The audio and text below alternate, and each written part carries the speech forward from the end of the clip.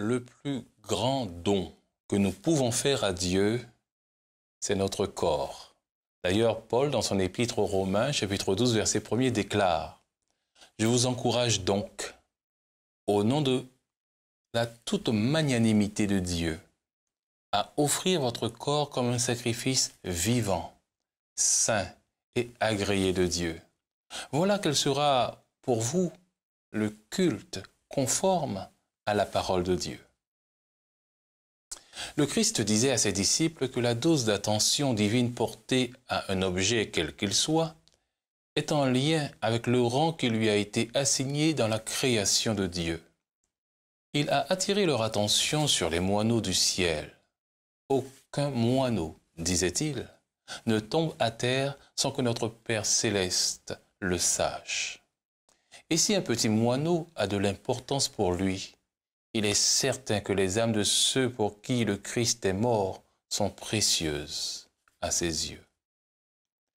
La valeur de l'homme, l'estime que Dieu a pour lui sont révélées à la croix du Calvaire. Jean 3, verset 16 nous le rappelle, « Car Dieu a tant aimé le monde qu'il a donné son Fils unique, afin que quiconque croit en lui ne périsse point, mais qu'il ait la vie éternelle. » Et Dieu ne voudrait pas juger ceux qui causent de la déception et des souffrances à ceux pour lesquels le Christ a donné sa vie? Aussi, que les hommes prennent garde à la façon dont, par leurs paroles ou leurs actes, ils causent du tourment ou de la tristesse aux enfants de Dieu. Le Christ a accompli un sacrifice complet en notre faveur quand il s'est donné lui-même en offrande pour les péchés. Et il nous demande de nous donner entièrement à lui. Il veut notre cœur tout entier. Il n'acceptera rien de moins que notre entière affection. Dieu est esprit, nous rappelle Jean 4, verset 24. Et il faut que ceux qui l'adorent, l'adorent en esprit et en vérité. Ne le savez-vous pas, rappelle-t-il dans 1 Corinthiens 6, versets 19 et 20, « Votre corps est le sanctuaire de l'Esprit Saint qui est en vous et que vous tenez de Dieu. Vous ne vous appartenez pas à vous-même, car vous avez été rachetés à un grand prix. Glorifiez donc Dieu dans votre corps et dans votre esprit qui appartiennent à Dieu. » Que nous nous donnions au Seigneur ou non, nous sommes à lui. Vous ne vous appartenez pas. Vous avez été rachetés à un grand prix. Nous sommes au Seigneur par création et nous sommes à lui par rédemption. C'est pourquoi nous n'avons pas le droit de penser que nous pouvons faire ce qui nous plaît. Tout ce que nous possédons appartient au Seigneur. Nous n'avons aucun droit sur nous-mêmes, même pas sur notre existence. Tout notre argent, nos talents appartiennent à Dieu et nous sont confiés pour accomplir l'œuvre qu'il nous a donné à faire. Faites des affaires jusqu'à ce que j'arrive. Luc 19, verset 13. Un cœur rempli de l'amour du Christ, voilà ce dont nous avons besoin. L'ego doit être crucifié. Quand il est immergé en Christ, l'amour véritable jaillit spontanément. Ce n'est ni une émotion, ni une impulsion, mais une décision prise par une volonté sanctifiée. Ce n'est pas un ressenti, mais une transformation complète du cœur, de l'âme et du caractère qui est mort à lui-même et vivant pour Dieu. Notre Seigneur et Sauveur nous demande de nous donner nous-mêmes à lui. Soumettre son ego à Dieu est tout ce qu'il demande. Nous donner à lui pour être utilisé comme il le trouve bon.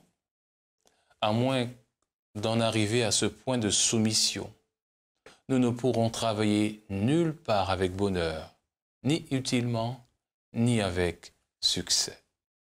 Ceux qui, chaque jour, donnent leur vie à Jésus et cherchent à le connaître seront grandement bénis.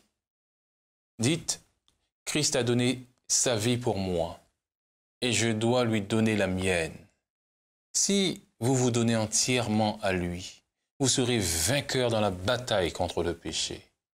Le Seigneur Jésus sera votre aide, votre soutien et votre force si vous lui obéissez. Dans la parabole de la perle n'est pas un cadeau reçu. Le marchand l'a acheté au prix de tout ce qu'il avait. Beaucoup se posent des questions au sujet du sens de cette parabole, car le Christ, dans les Écritures, est représenté comme un cadeau. C'est un cadeau en effet, mais seulement pour ceux qui se donnent eux-mêmes à lui, corps, âme et esprit, sans réserve. Nous devons nous donner à Christ pour vivre une vie d'obéissance à tout ce qu'il réclame. Tout ce que nous sommes, tous les talents et capacités que nous possédons sont au Seigneur pour être consacrés à son service. Quand, en conséquence, nous nous donnons entièrement à lui, le Christ se donne lui-même à nous, avec tous les trésors du ciel. Nous obtenons à ce moment la perle de grand prix. Nous voulons que Dieu nous aide à inscrire cela dans notre vie au cours de cette nouvelle année.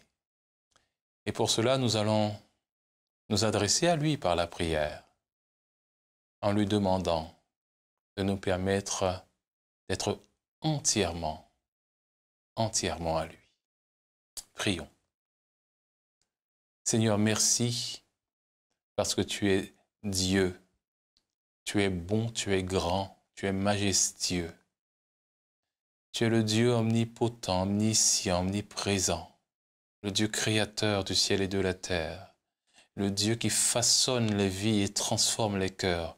Merci d'être notre Dieu. Seigneur, nous voulons aussi te louer parce que tu nous donnes l'occasion, à l'aube de cette nouvelle année, de faire une introspection pour considérer nos motivations et réaliser peut-être que nous ne sommes pas en adéquation avec la mission que tu nous as confiée. Ainsi, nous voulons te demander de nous pardonner et de nous permettre d'être entièrement à toi, tout à toi, afin que nos vies te magnifient et que la mission s'accomplit. Nous te le demandons au nom de Jésus-Christ. Amen. Que Dieu vous bénisse.